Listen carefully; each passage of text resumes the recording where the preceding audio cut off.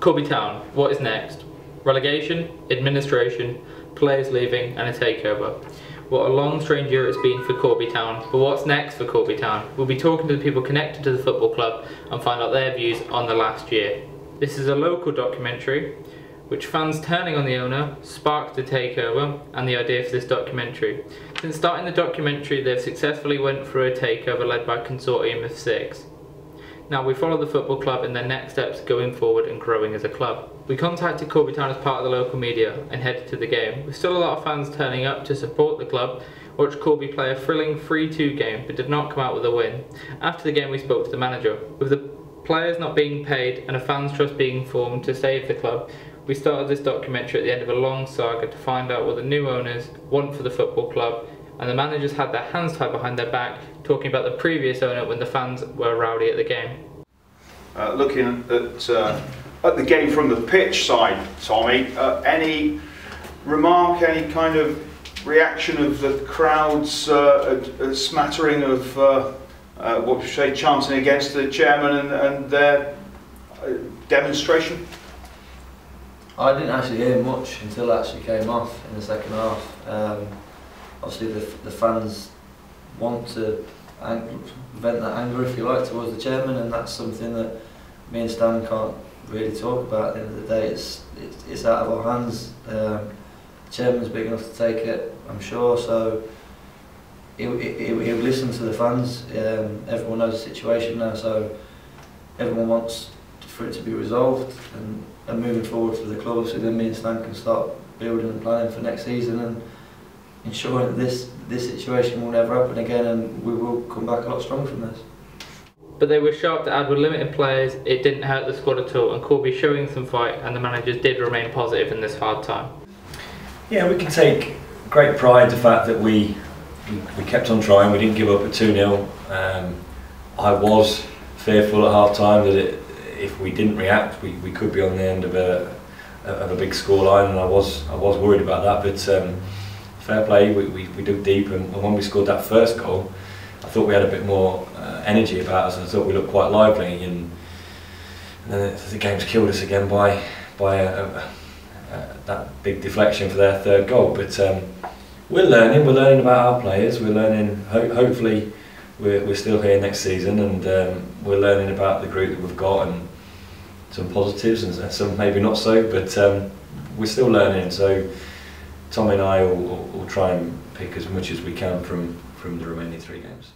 Following the crowd really making their feelings felt in the stand, we knew it was tricky to get people to talk on camera. With the takeover now in full swing, we got an interview with former player Paul Malone. He's a former captain of the club, made over 100 appearances for Corby, and is very well known and admired by the fans. And his views on the takeover, also the views of the club in general, because he has spent so much time.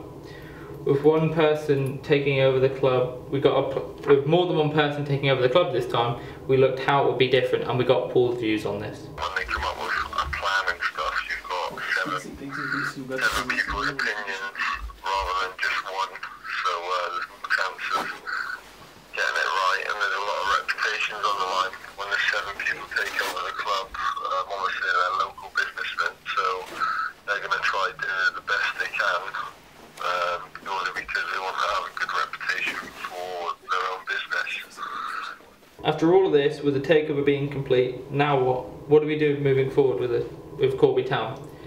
We got an interview with one of the owners of the consortium, Paul Toon. He's a big fan of Corby, and he really wanted to tell the fans how he feels and what they'll be doing moving forward. With news at Corby Town this afternoon, the consortium has signed all the papers to take over the running of the club. I've been joined by Phil Toon. Phil, you're one of the members of the consortium that are taking over the running of Corby Town. Why? It's really for our love of the club. With now a consortium of 6, potentially 7 businesses coming in, all of us Corby Town fans, all want the town to do well and all want the club to do well going forward. We did try to contact fan groups who've been a big part of the club moving forward and changing ownership, with the Corby Supporter Trust and the CTFC Trust.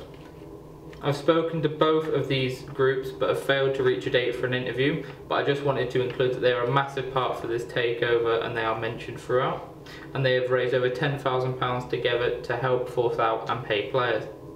But when speaking to Paul, the longevity was the key, he said, with the new takeover.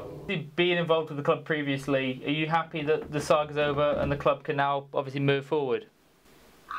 Yeah, I'm glad that, well, the chairman's gone, he was the reason I left.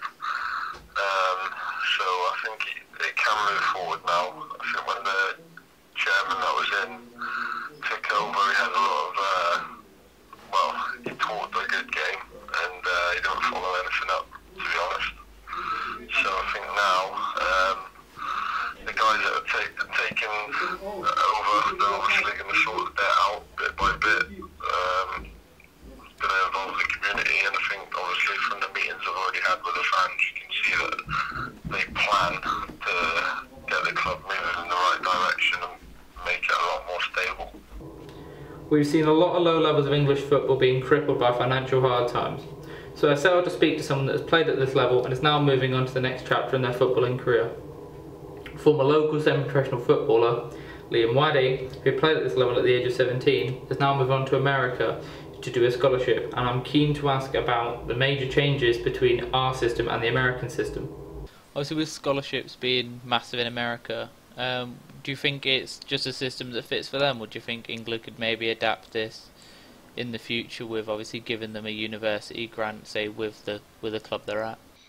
I don't think it's good for with making professional athletes or professional footballers, because it takes 4 years for you to, well, it takes 4 years out here, but it's still 3 years in England to get your degree. So you're coming out at 21 years old, and you obviously have to do all the work and stuff. It's good that you get a degree, but they're not making world-class players out of this system. So I think the model that we've got is better than this model. The only thing that's good about playing out here is you get a degree at the end of it. But yeah, there's something that needs to change in terms of the English player development. With such a big difference and no interest in views, we look forward now to more of what Toon has said about the club. We've been making comments about the future looking bright, and Paul also had a silver lining as well to mention with the young players. Of course, you've got Daventry as well, so good 2 local derbies, hoping. Yeah, hopefully. And we do think those sort of games, and hopefully the pre-season friendlies that we've got hopefully coming forward, will show people of this town what we can actually do with this club. Excellent. Thanks very much, Phil. In your opinion, what's next for Corby Town going forward? Is it more of a rebuilding job now and getting the players back on their feet? I think it's just a clean slate for everyone at the club. Obviously the owners have come in, they've got fresh ideas. Obviously Tommy's managing by himself now, so again it's a fresh start for him, clean slate. And I think, you know, everyone whatever players Corby have, from the start of the season, it's a fresh start for them all, and the club. So it's a new beginning. It just needs to obviously stabilise itself and then move in the right direction. So a very rough year now gone, it's in the past. We look forward now to a bright future with new owners, a good core of players at the club, and still along with talented youth. This seems to be what's next for Corby Town. Thank you.